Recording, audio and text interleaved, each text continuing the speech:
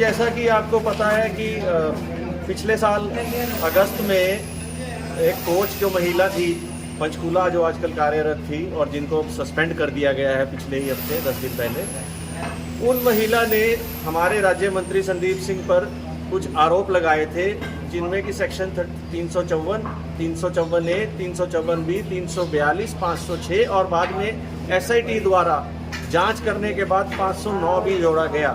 और अब पिछले दिनों इस मामले में पुलिस द्वारा चार्जशीट जो है वो कोर्ट में दायर कर दी गई है। तो इसका मतलब ये हुआ कि संदीप सिंह पर प्राइमा फेसी जो है वो आरोप जो महिला ने लगाए थे, पुलिस ने सही पाई इन्वेस्टिगेशन में और वो उन्हीं सेक्शंस में वो चार्जशीट जो है दाखिल कर दी कोर्ट में। तो अब हम ये कहते हैं, क्योंकि संदीप सिंह तो नैतिकता के आधार पर इस्तीफा देगा नहीं, ये तो सबने देख लिया, कम से कम मुख्यमंत्री नैतिकता के आधार पर महिलाओं की बात करते हैं, लड़कियों की बात करते हैं, तो वो कम से कम नैतिकता के आधार पर संदीप सिंह का इस्तीफा तो ले लें।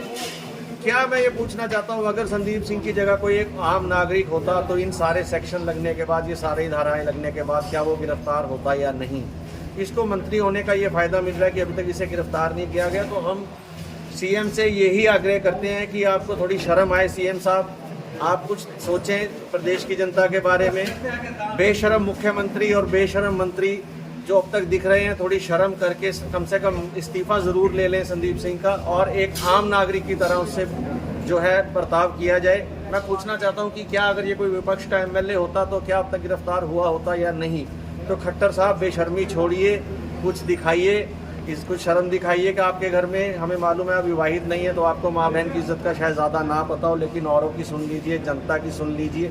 और पेवा वालों का तो खासकर हक बनता है कि जहाँ ने ये गलती करी है, जिन लोगों ने कि संदीप सिंह को चुना है, तो हम ही ये आवाज़ उठाएं कि अब चार्जशीट दाखिल हो गई है, तो आप कृपया करके उसका इस्तीफा लेके एक आम नागरिक की तरह उसके साथ बर्ताव। और आज हम यहाँ पेवा कोर्ट में SDM साहब को ज्ञापन देने आए। SDM साहब 5 मिनट पहले तक यहाँ बैठे हुए थे, और जैसे ही हमें पता लगा, हमारे कुछ साथी पिछली तरफ खड़े हुए थे। SDM साहब ने पहले तो अपनी जीप भेज दी और पिछले के दरवाजे से निकलकर SDM साहब अपने घर चले गए।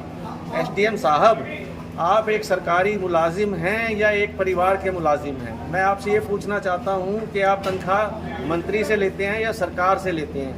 आप क्या 1 साल बाद जब BJP सरकार चली जाएगी, आप यही तलवे चाटने का काम कांग्रेस का भी करेंगे जैसे आज BJP का कर रहे हैं? क्योंकि मुझे लगता है कि आप जैसे अफसर यही कर सकते हैं। अगर आप में थोड़ी भी शर्म होती तो आप यहाँ पर हमारे लिए प्रस्तुत होते, यहाँ प्रेजेंट होते, हमारे से आप ये लेते, उसमें आपकी भी इज्जत थी, हमारी भी इज्जत थी।